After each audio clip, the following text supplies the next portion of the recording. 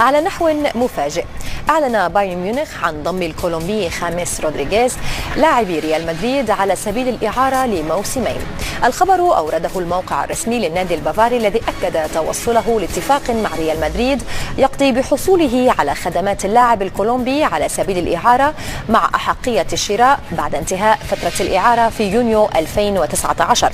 ومن المفترض أن يوقع خامس على عقد انتقاله إلى بايرن ميونخ عقب اجتيازه الفحص الطبي. وانتقل اللاعب البالغ من العمر 25 عاما إلى ريال مدريد قادما من موناكو عام 2014.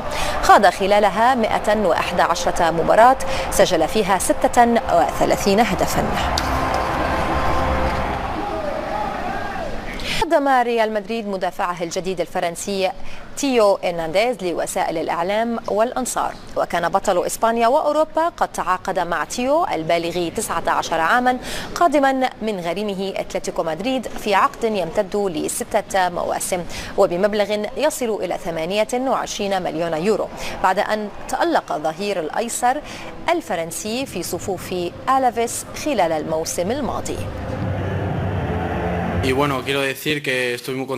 أنا جد سعيد بتواجدي هنا في أفضل ناد في العالم.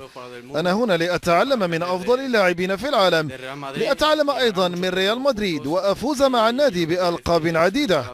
أريد أن أشكركم جميعا بدون استثناء.